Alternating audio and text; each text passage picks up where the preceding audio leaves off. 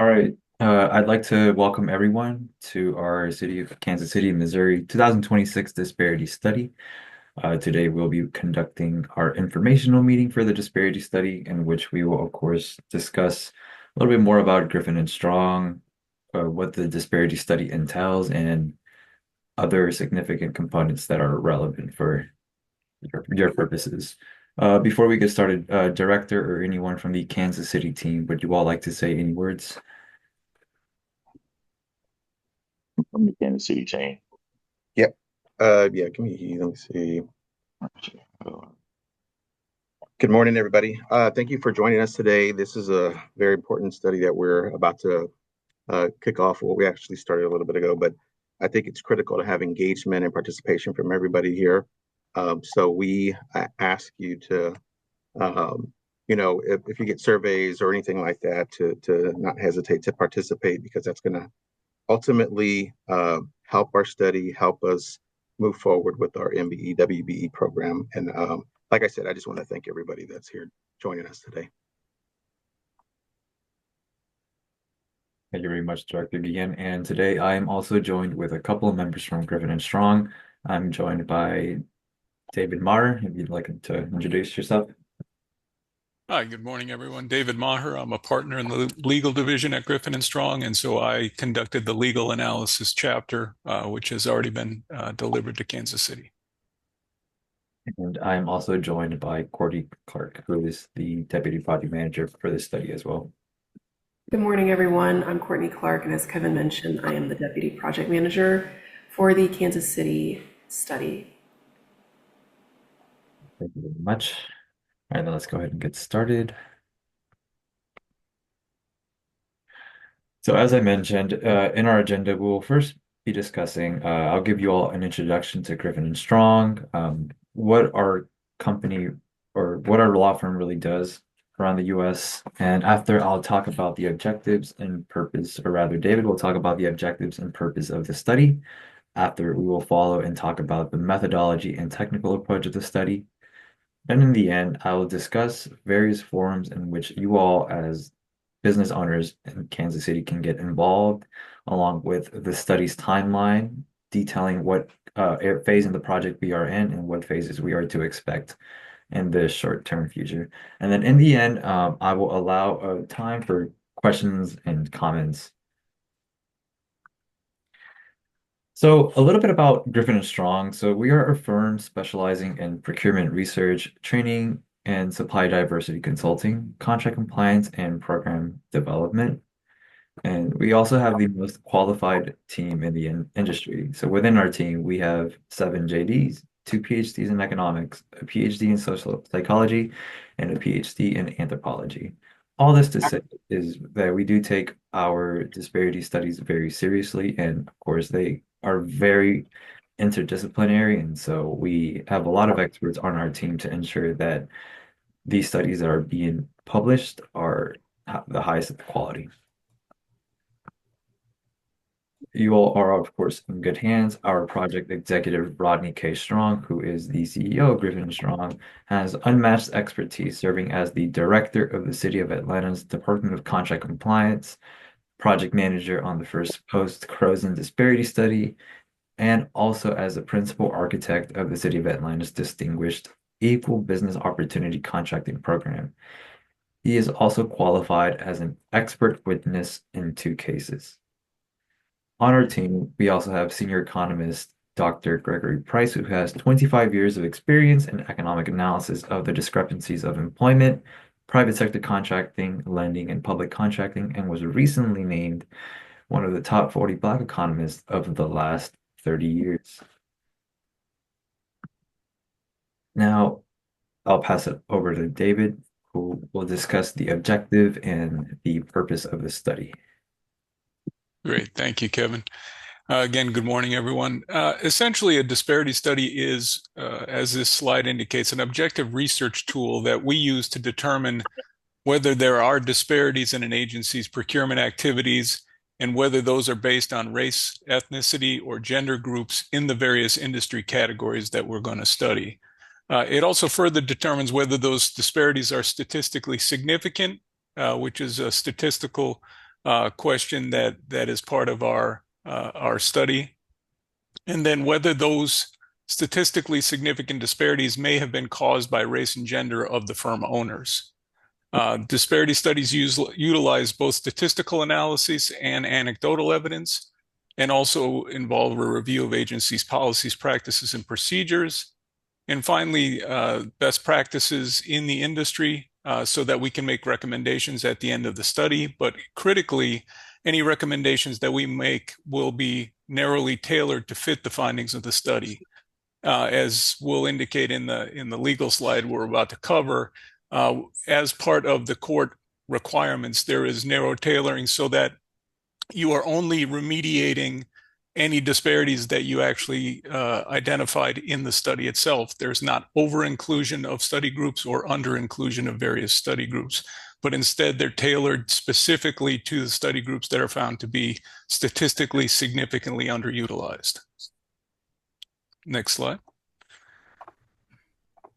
And so again, the purpose of the study is to gather the kind of information that is needed under the United States Supreme Court case law and the other federal case law that governs these kinds of studies and the methodologies that we use. So again, a disparity study is intended to form the factual basis for any remedial contracting program that Kansas City might want to implement or continue. And the cases that you see on this slide, we won't go deep into them. They actually are part of the legal analysis chapter that we've already delivered.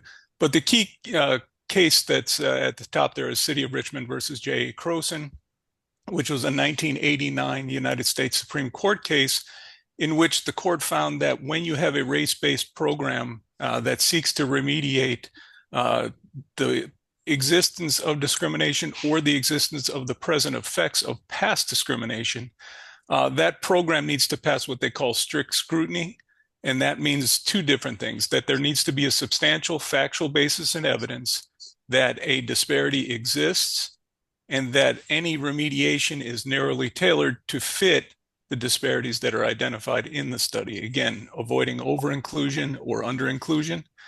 And then these cases that are, again, on the slide, dictate the methodology by which we do our studies. Over the years, following Croson, various federal courts have talked about the ways that you should do statistical analysis, the ways that you should gather evidence, the ways that you should do anecdotal analysis, and then how you craft a remedial program to be consistent with the case law. And so the case law informs how we do our methodology, and that's why it's critical that we've got as many JDs and PhDs on our team as we do.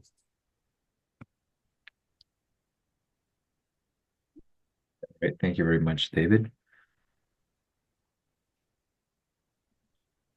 Okay, so now we're going to go over the methodology and technical approach of our studies, which tends to be, of course, if you are not familiar with disparity studies, somewhat complex, but I will break it down for you all. That way you all understand the various components that do go into a study. So, of course, our study consists of various analyses, as you may have noted already. So we'll first start off with our legal analysis, which, of course, David has touched on. We'll also follow up with a policy review. We will also be collecting databases, both third-party and internal and external lists from the city, which we will then collect and clean to produce the following analyses: the relevant market analyses, the utilization analysis, availability and disparity, all of which we will touch on in a couple of slides. After, we will follow up with our private sector analysis, which is what our senior economists will work on. After, our anecdotal analyst will work on the anecdotal evidence collection and analysis, along with the anecdotal subcontractor that we work with to conduct the interviews. And then in the end, we have a final culmination of all the various analyses and components, which are the chapters, that ends up producing the final report with recommendations that we give to the city. So starting off with the policy review. So the policy review, it consists of a thorough review of the city's purchasing policies with staff interviews. And so with our policy analysts, will work with the city to determine which policy documents are relevant, of course, some of which we will determine based on their accessibility online, and other documents which we receive directly from the city. And so in the policy review, we also conduct policy interviews with key policy contacts within the city.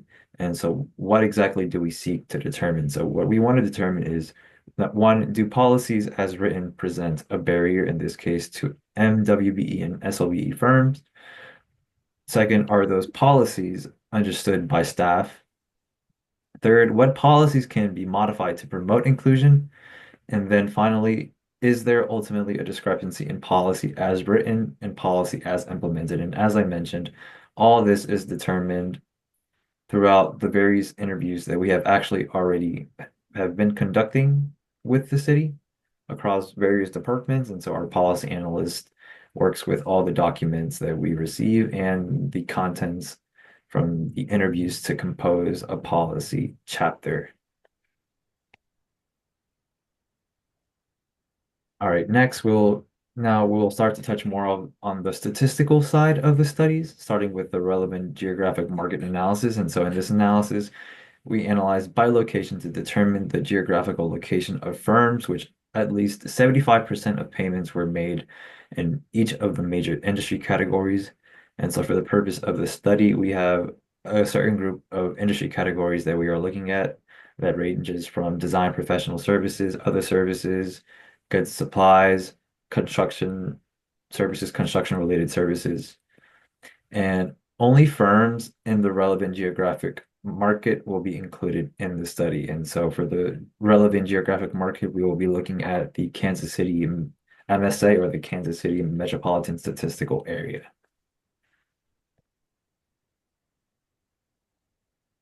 Following our relevant geographic market analysis, we will conduct a utilization analysis and an availability analysis. So for the utilization analysis, this is data that we collect again from the city, and the data is then measured for both prime and subcontractors. It is disaggregated by year, industry category, and then race, gender, and ethnic status. And so we're looking to disaggregate to determine utilization across all of these various categories. And then we also concurrently produce an availability analysis. And so for the study, we will present a list-based approach in which we will look at bidders, vendors, awardees, pays, certified MBEs and WBEs, and third-party lists, as I alluded to earlier. And so once we have a collection of all of these lists, then we produce one list in which we determine the availability, also based on the relevant geographic market area. We will also perform an alternate view of availability by NAICS codes using Dun and Bradstreet data, which is a database that we utilize to, of course, look up firms along with their NAICS codes, which is sort of an industry classification code. And then we will also be using the ready, willing, and able standard to determine availability, which ultimately refers to if, of course, if businesses are ready, willing, and able to conduct through business with the city. Now, once we've produced the relevant geographic market analysis, the utilization analysis, and the availability analysis, utilization and availability then go on to produce the disparity analysis, which is an index that, of course, compares the two, availability and utilization, for each race, gender, ethnicity group disaggregated by industry categories. And so we then utilize statistical significance tests to determine, or rather a standard deviation, to see whether there are any statistically significant disparities.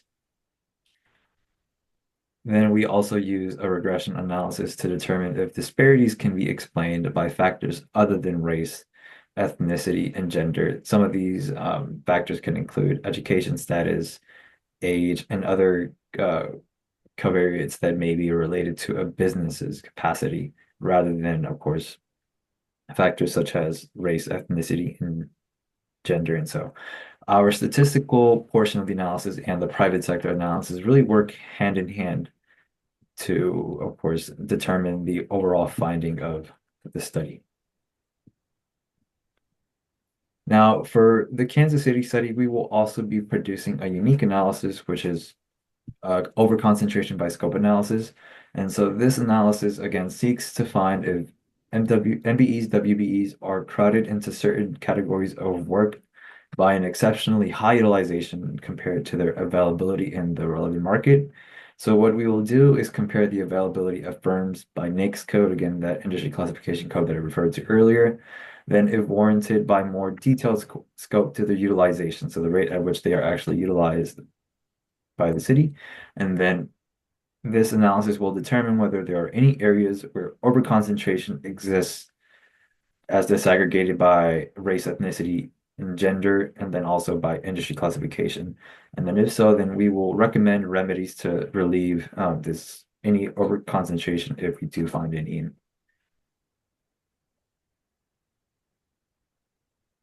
Now, as I touched on earlier, we will also conduct a private sector analysis. And so this analysis is very important because we determine whether race, ethnicity, or gender status has affected the utilization of firms owned by members of these groups in both the public and private sector. And so this will include looking into self-employment disparities and credit markets. And so what we seek to determine is to see whether there are other factors other than race, ethnicity, and gender that might explain any disparities that we may find, the credit markets or in, of course, self-employment disparities. Now, this is a very crucial point in the presentation in which we will discuss ways in which you all can get involved with our study. And so just to touch on community engagement, and again, all of these events will serve as forums and channels for us to obtain anecdotal evidence, which also does include this informational meeting, which is why it is being recorded. And so we are concurrently also conducting anecdotal interviews. And so for these interviews, we've worked with the city to obtain lists in which we've produced a randomly sample list of firms in which our interviewer is working with to conduct these calls. We will also be randomly selecting firms for focus groups and in the summer. Also, though, if you're not selected, but you would still like to participate in the study, meaning if you would like to sit in an interview, or not an interview, rather, yeah, an interview or a meeting in which you could share your experiences working with the city or attempting to work with the city, then you can certainly reach out to us, which is this next area of community engagement, which is business, civic, and trade organization meetings.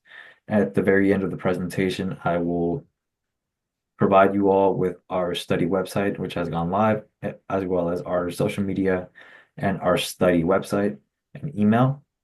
And so any questions or comments that you all may have, or any inquiries to sit in an interview that you all may be interested in, you all can, of course, do so by sending us an email. We will also be launching a survey, as the director mentioned at the initiation of the presentation, later on in the summer, either end of May or first week of June. Now, it is very important that you all spread the word and, of course, fill out the survey, because a lot of the data that we will rely on, especially for the private sector analysis, we will obtain from the survey of business owners, which will be a list of general questions that are tailored to the study and tailored to really figure out some key important areas that we need to determine before, of course, we make any findings, especially for the private sector. We will also be conducting public hearings in the summer. Now, for these public hearings, there will be a total of 4. Anyone can participate, whether it be conducted virtually or in person. More details will be posted on the website as we approach summer. And so we'll be working with the city to determine a timeline for those 4 public hearings. And then also, as I mentioned, you all can send us comments to our social media outlets as well as through our email. And so we will be actively responding to these emails as they are being sent. All right, next slide. So as I mentioned, once we've produced all the analyses and all the chapters, it all culminates into our findings and recommendations. And so in our findings, we summarize key points of each chapter, so policy, legal, private sector, and the statistical chapter. And we also review the efficacy of race and gender neutral remedies and how to identify them. And so once we've produce our findings, we will work, of course, with the city. We'll share them with the city, and then we'll make our recommendations. So our recommendations are based, again, on detailed policy review, a detailed review of the anecdotal evidence obtained, and just the general institutional knowledge that we'll gain as we progress with the study. Also include best practices and innovative approaches for race and gender neutral remedies and race and gender conscious remedies. All right, so now moving on to the next slide. So how can you all be involved? Okay. Again, just by participating in this informational meeting, you are all becoming informed about the study. You all can start to spread the word about the study, which is very important for the city. And so, again, be vocal about the study. Once we do launch the survey of business owners, ensure to complete it. Send the link to your coworkers, send the link to any other business owners that you may know in the area, and then also participate in an interview or a focus group if selected. We do encourage participation, of course, that way we can obtain our anecdotal evidence, which really does enrich our study. And of course, if you are still interested in an interview, but you're not selected, again, you can send me an email this at the email below, kcmodisparitystudy@gspclaw.com. That is the best way in which you all can communicate with us for any questions, again, comments, or any inquiries for an interview. We also have our website, kcmodisparitystudy.com, which has gone live, in which you all will find a recording of this informational meeting if you'd like to follow back up with it, along with other relevant information about the study. We will also be posting a timeline for public hearings and focus groups once we do approach that time. And so I think these two channels of communication are very important. Now we're going to go over the project timeline. So as I mentioned, or our studies are a year-long study. Sometimes they may go over, but currently we anticipate finalizing this study in winter 2026. We first started off in winter 2025, of course, sort of internally working out the work plan, meeting with the client to determine the status of their data. Then after, of course, we started collecting their databases. As David also mentioned, we've finalized the case law review, and currently we are working on policy review. So we've interviewed all policy contacts within the city, and so our policy analyst is currently working on producing this policy chapter. As we approach the summer, again, stay on the lookout for the launch of the survey, public hearings, and focus groups.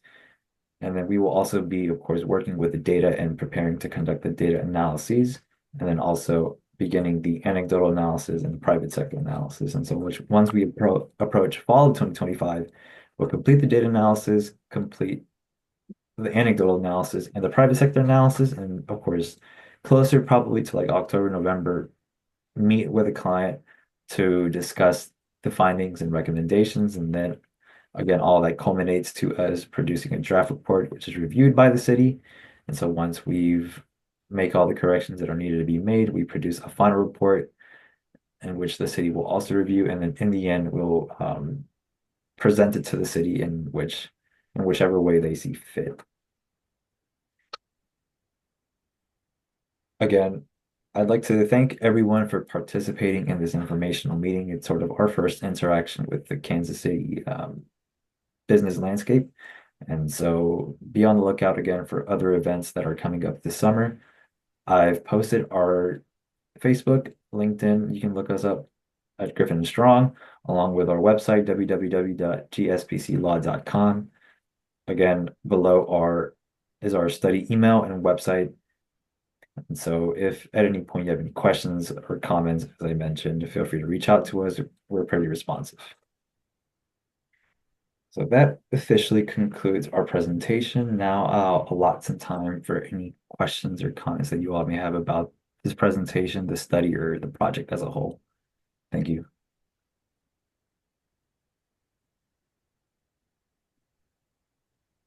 I actually have a few questions. Yes, go ahead. Hello. Okay, so I actually already signed up for the MBE program. I started in like December. That Um, this is, there, I'm glad hello, somebody is doing this.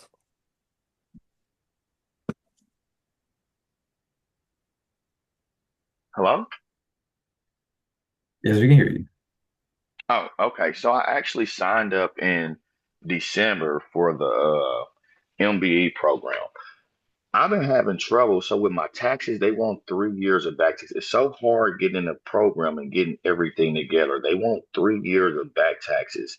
So I moved from one area to another location. I moved homes and I lost my taxes.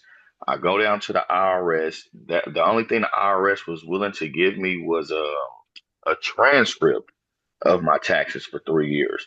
The program ain't taking the transcript, but it's coming straight from the IRS. So I'm not understanding why why the transcripts is not getting accepted when it's coming directly from the source from the IRS with the same thing that they're asking for in the MBE program. And I've been waiting since December. I got everything else turned in. This is the only thing that I need is the 3 years of taxes. So it's like, what happens if I have my own business and the business catch on fire and my taxes is in there? I can't get you the original documents because the original documents will be burnt up in the house.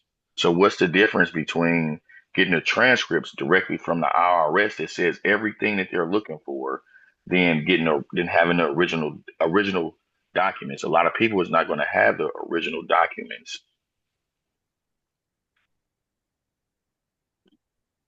Yeah, Kevin, I can address that Okay, that's if fine. you want. Yeah, Mr. Burrell, we can't really speak to your specific situation. I think that's something that you're going to have to work with the city on, but that raises in my mind something of what we're talking about when we talk about our policy review and our policy interviews, trying to find out whether there are requirements or policies, in this case, specific to certification, that may be creating problems for people who want to otherwise participate in procurement with the city. And so that's kind of the purpose of the study, is to see whether or not there are some barriers to participation like what you've described. But again, we can't really speak to your particular issue in this meeting, but it is something that we would like to know for the purposes of the study. And so Yes. if you want to participate in some of the meetings or send an email with some of your concerns, that would be helpful for the study and may ultimately result in some recommendations to make that process a little bit easier. But specific to yours, I think that's something for now you'd have to work with the city on. Yeah, I've Yeah, been working with them for like 5, 6 months. It gets discouraging. It gets to be like, hey, well, I've been doing this. I'm doing everything right. They send you to 33 different contact people. And it's like at the end of the day, like, when is enough enough?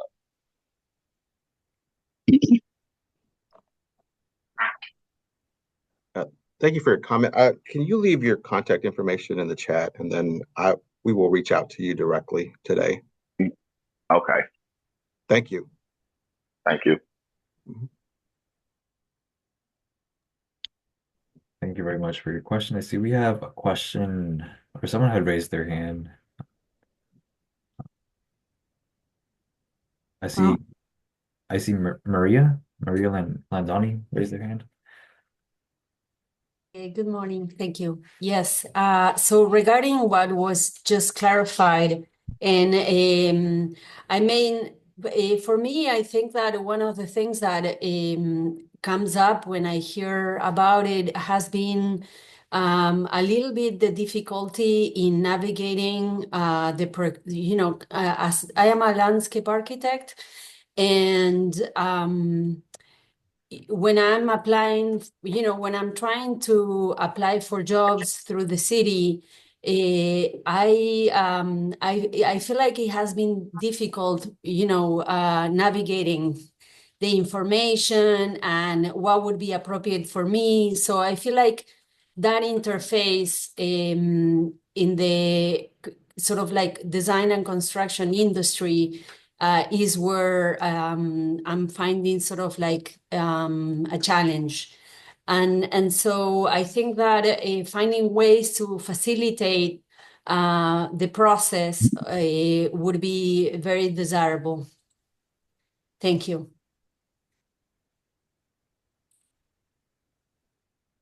Thank you very much for your question or comment. Is there any follow-up?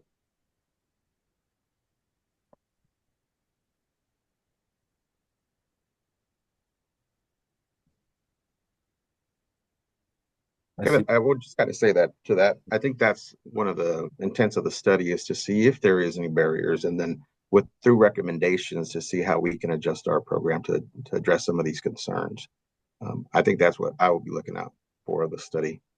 Um, so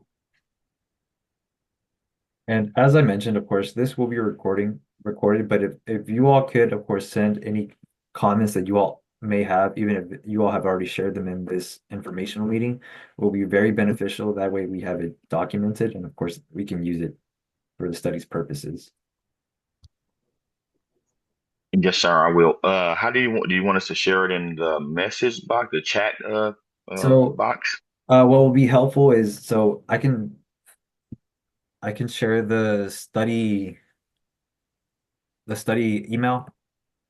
That would be the Okay. best method of communication. So I'll give you all a second to note it down. So it's the study email. So it's KCMO disparity study at gspclaw.com.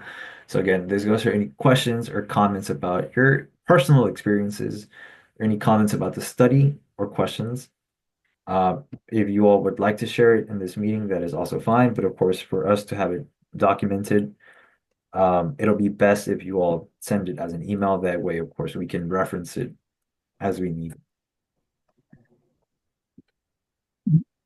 I have a question. I'm with the Gender Equity Task Force for the Human Rights Commission for the city. How do you define the W in MWBE? Because women are minorities, and how does the study ferret out all of that? Yeah, Kevin, I can take that at least preliminarily. And thank you for the question. It really depends on how it's defined by the city, right? So different jurisdictions define minority differently. Sometimes it's just ethnic minority. Sometimes it will also be minority women included in that definition. So it's specific to the jurisdiction as to what is included, but when we do our data collection and our data analysis, the distinction is always made between minority women and non-minority women, so that that could be clarified. So that if you have an MWBE program, firms will either fall into the MBE side of that or the WBE side of that, and those will be, you know, differentiated in the data analysis. But as far as what's defined as a minority or a woman, that's in the actual city's ordinances.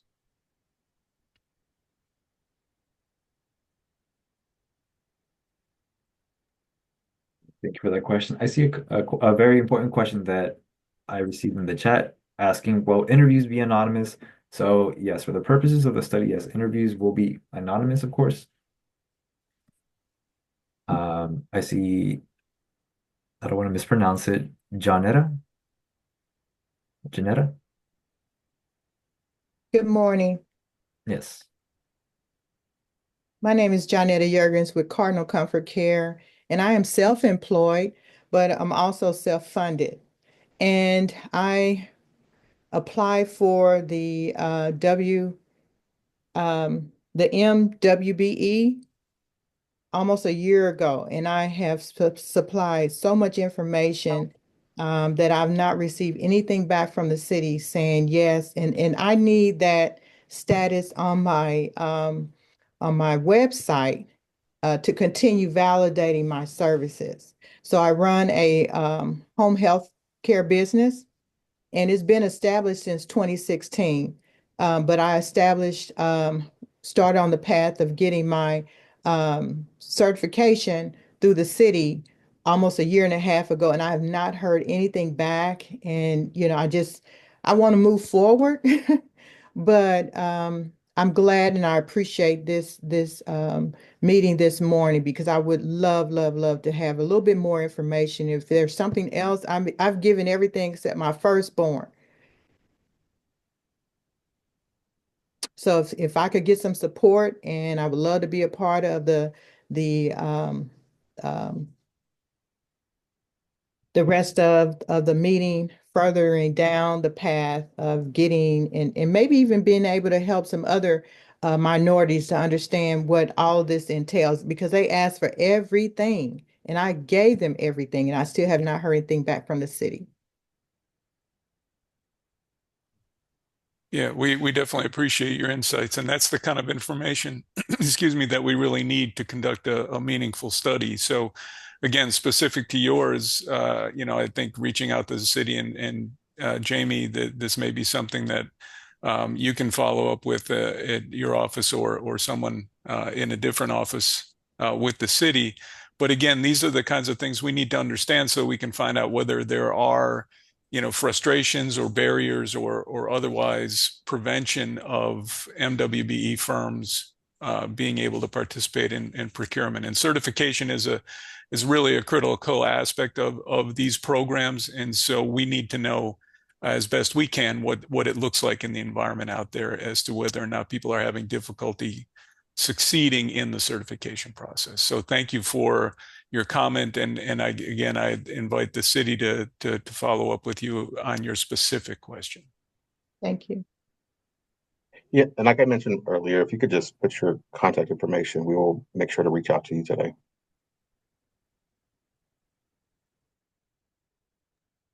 Thank you very much for sharing. I see a question and answer. Okay. How are you going to know the difference between a firm that is willing to do work versus able to do the work? Going by the NICS code will be difficult because there are a lot of certified contractors that don't do work for KCMO. David, would you like to take that question? Yeah, I'm not entirely clear what's being asked, but the availability aspect of it, we have statisticians that get involved in that particular aspect of it. But willingness is generally defined by having either registered with the city to bid, or having previously bid with the city, or having received an award previously from the city, or even just been certified, because that indicates a desire, at least preliminarily, to do some work with the city. So that's how the willingness and availability Your is call is being forwarded. is generally determined. As far as the ability to do it, that's a capacity issue that oftentimes comes to us through the questionnaire, the survey, which again is why that's really important that people who receive the survey to do business ownership information, that's helpful to us to establish the size of your firm, the capacity, but that also will come to us in the data, both the city's data, but also the Dun and Bradstreet data that we had talked about. So, again, capacity and availability are things that are considered throughout the process, but that's usually the way that we establish that.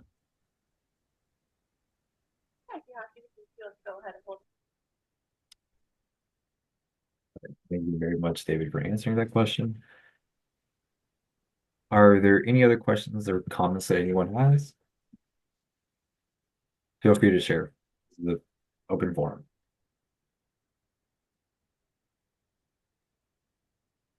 Kevin, I have just a comment. You talked about overconcentration analysis for our study here. Can you share a little bit more about that, and then maybe why that happens, and then maybe some of general possible recommendations that may come from that? Certainly. Again, I could pass this question along to David, but from what I am familiar with, of course, an overconcentration by scope analysis, as mentioned in the slide, and I can actually go back to it just for reference. Give me one second. Okay. So, of course, outside of our utilization and our availability analysis, through our utilization, and then once we combine it with the availability analysis, we do determine to see whether there are any disparities. This can include underutilization, overutilization, as disaggregated by work category and across race, ethnicity, gender status. And so What we focus on for the overconcentration by scope analysis is to determine whether there are certain, say, groups that are overly concentrated in a category, specific work category. And so, David, can you speak to any recommendations that are typically made? I know we've conducted one for the Georgia Department of Transportation study, if that's correct. Yeah, and so an overconcentration analysis is kind of a deeper dive into the statistical analysis that we already do because, again, as we talked about, there are industry categories that we're talking about. So construction-related professional services, other services, goods and supplies. And so we're already going to be identifying how many firms are active and able and willing to do that work in those different industry categories. So we would initially see some overconcentration in that particular analysis, right? So if a number of your MWBE firms are, say, in construction-related professional services, we're going to see that when we do our availability analysis. But this is intended to be a little bit deeper dive. Oftentimes, what you're going to see is that when the firms either certify or register with the city, they may be limiting the NAICS codes that they provide, or the city may only allow one NAICS code or identification of the kind of work they do. So when you go deeper into the data, you may see that it would be appropriate to expand the amount of NAICS codes that firms are allowed to identify for the work that they do, because their work scopes may be broader than the city is aware of, right? And so instead of seeing, so it'll look like overconcentration that, everyone's doing landscape architecture, for example. There's a tremendous amount of MWBE firms in landscape architecture, but it may be that they actually can do other scopes of work beyond just that. And so this overconcentration analysis is an effort to really try and identify that. And so, for example, one of the recommendations might be for the city to dig a little bit deeper with these providers, these firms, to find out what their full availability is, not just the particular NAICS codes that they may have initially registered with or certified under. And so the reason that we do this and the reason that you break it up by industry category and want to find out about overconcentration is that your total utilization for the city by MWBE firms may seem artificially large because almost all of your professional services are being done by MWBE firms. So that would be a situation where you'd want to be able to identify industry categories where you're getting underutilization and not be kind of distracted or kind of fooled by the overconcentration in a particular industry category, which would make you think that you don't have an overall underutilization problem, if that makes sense.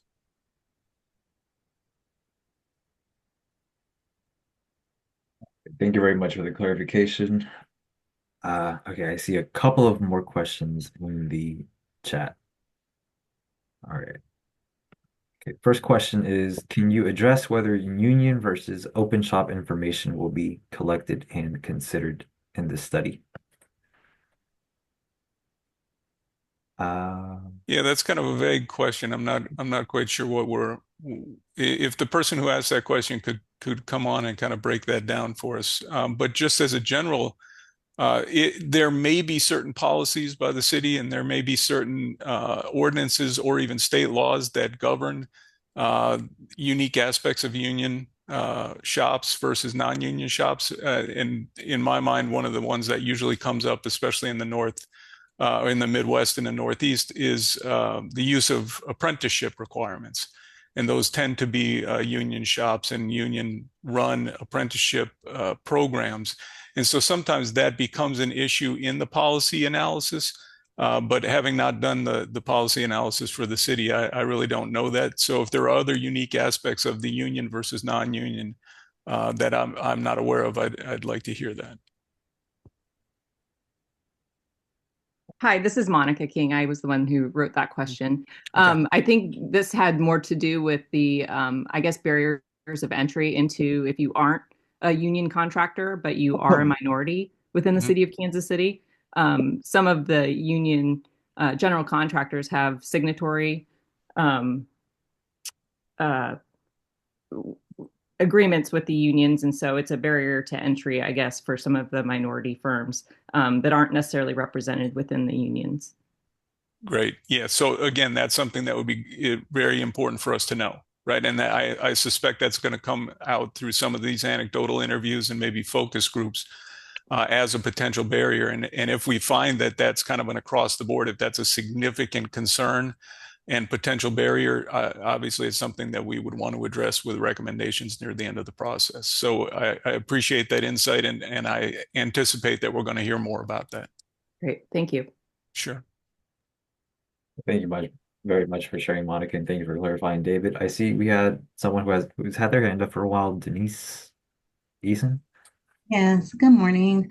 I just wanted to ask a question in regards to the previous disparity study. And so have you guys like reviewed that and are you building from that, or are you just looking at the things that maybe weren't addressed as some of the recommendations from the 2016 disparity study, or are you just starting from ground zero? Well, to answer your question first, yes, we have reviewed the 2016 study, and also we did conduct a separate study. Griffin and Strong did conduct a separate study for Kansas City. And so, yes, we have looked at the study, and of course, there are many factors that do have changed since then, primarily the data that we are working with. And so, in a sense, yes, we are starting from ground zero, of course, because we do produce a unique and separate availability analysis and utilization analysis based on the 7 year, it's a 7 year period for the study that we're looking at. I believe it's 2015 to 2022, if I'm not mistaken. So it's a 7 year period worth of data that we will be looking at, of course, some of which would not have been included in the 2016 study. And so, that may follow up on some new findings and some new recommendations, some new statistical findings. And so we are treating this study as a separate and new study, of course, but we are, of course, taking into account what was previously found. Okay, and to follow up on that, so can you tell me what the difference would be if we did an interview in regards to the anecdotal interviews that are being conducted? So for anecdotal interviews, there's really not necessarily much of a difference per se, and at least in the limits of what you can share with us. Um, for anecdotal interviews, of course, you do have to be randomly selected. But if you are willing to participate in an interview, we would generally ask not necessarily questions. The whole point of the interview is to be more conversational, and so we'll ask guiding questions, clarifying questions, and not leading questions that will get you to share your experiences as a business owner or a member of an organization of business owners, to share your positive or negative experiences um, working with other businesses or working with the city. And so, and if you are interested in participating in one, then again, I would recommend you and advise you to send us an email. That way we can get it scheduled. But there's generally no differentiation. Both would be considered pieces of anecdotal evidence. And of course, as David mentioned, if we find that your experiences are kind of found across the board, then we would, of course, highlight those as general findings or themes, especially in our anecdotal chapter.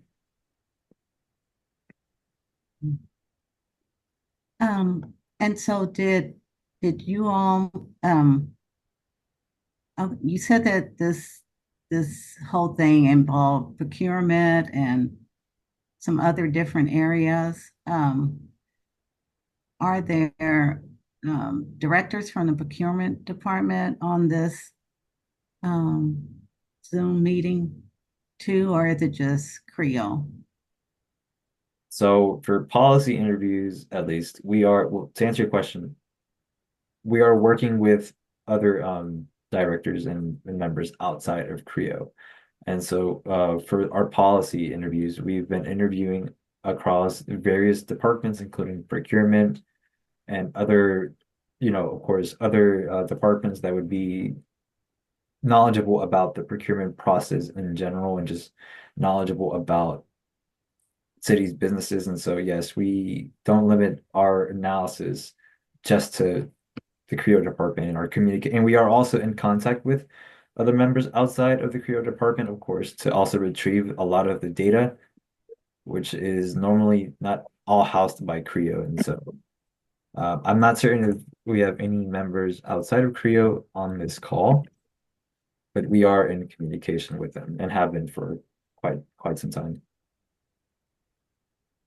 Okay, and I don't know if somebody else has their hand up, but I won't be long. But so taking into consideration some of the um, turnover in the departments that are crucial with the MWBE selection process, and I know I've heard some of the comments about the longevity of getting some of the certifications completed and stuff. But are you looking at people that are currently certified with the city in some kind of capacity, or just someone that is currently certified with the state of Missouri? So thank you for your question. And so to tackle the first part of your question, so since, of course, it is a 7-year period that we are looking at, that would automatically include any vendors that were certified with the city within that 7-year period. Of course, the implications and findings of the study and recommendations have implications for businesses that are not only registered with the city, but also businesses that are looking to register with the state of Missouri. And so, and then to answer the second part of your question, yes. If Director, you can correct me if I'm wrong. Vendors don't directly register with the city, but rather with the state. Is that correct? Do you mean for procurement purposes? Yes. No, they would register with the city. They would Register register. with the city? Yeah. Okay. Then Yeah, yeah. I think, Kevin, I think the question was about certification with the state. And so to answer that question, that's one of the lists that we will be looking at and analyzing for the purposes of availability. But the caveat to that is the firm that is certified with the state but not the city, in order to be a part of the availability analysis, would have to be in the relevant geographic market. So it would have to be in the Kansas City MSA in order to be considered available for the purposes of the analysis. So we will be capturing firms that are certified by the state but not the city if they are within that relevant geographic market.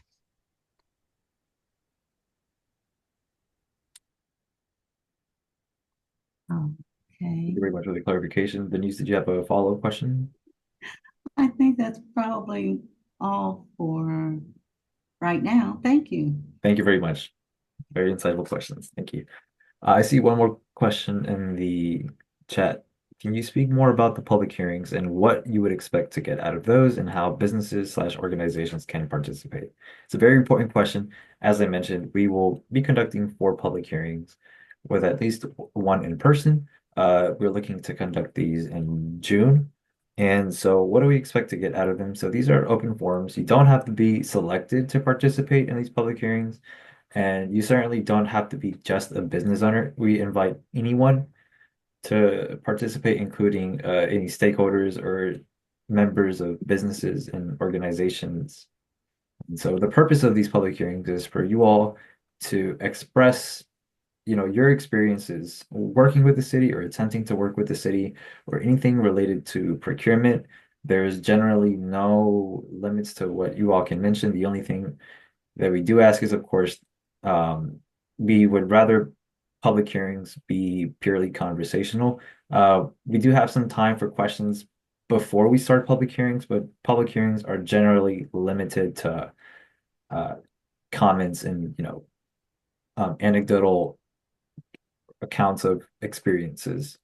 And so how can you all participate? And so once we do start to finalize the timeline, we will be sending out a flyer through Constant Contact as we did. So we'll promote it as we did with the informational meeting.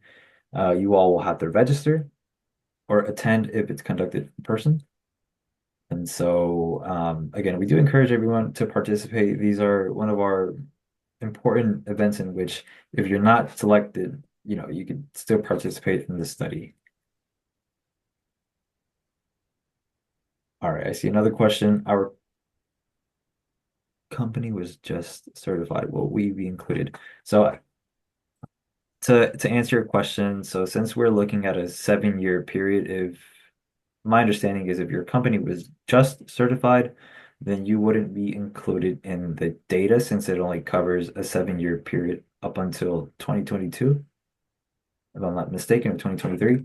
And so if you're outside of the study period, then you would not necessarily be included in the data, but that does not necessarily mean that you cannot participate in, say, in an interview or public hearings.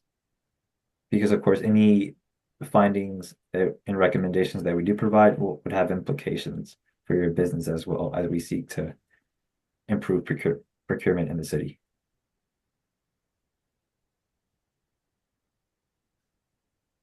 Denise, did you have another question? I'm sorry. Yes, I did. Um, will you be looking into the areas in which different individuals go about seeking opportunities with the city, especially like maybe those that aren't certified and aren't part of the vendor list or whatever else and don't get the emails and stuff. Will you be, I mean, because I know some people will be disgruntled about not getting opportunities, but it's like, okay, if you're not getting a notice, you can't necessarily always complain about not getting opportunities. But I just wondered if that was a section that you would be inquiring into. Yes. To answer your question, yes, of course. We do have one list that we compiled. It's called the master outreach list that we rely on to promote all these events, which does include certified and non-certified firms. And so, you know, we want to hear from all businesses, not just certified businesses. And so we usually don't limit participation for our anecdotal events because ultimately we do want to hear all accounts of anecdotal experiences. Does not even necessarily have to be related to procurement specifically. Because I know sometimes there are other pertinent issues that businesses deal with, and so there are no limitations to what, of course, businesses can mention or even organizations can discuss. Did I answer your question? Yes.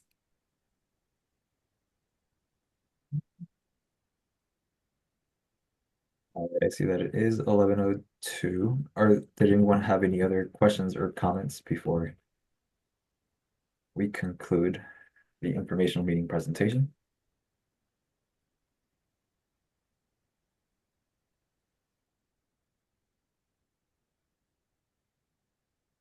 If not, again, if you have any comments or questions that you would like to share following up after the presentation, feel free to reach out to the study email that I believe has been shared in the chat. Yes, has been shared in the chat. I'd like to thank everyone for participating. Again, this informational meeting recording will be available on the website in the next couple of days. And so stay on the lookout for other events in the coming future. So thank you.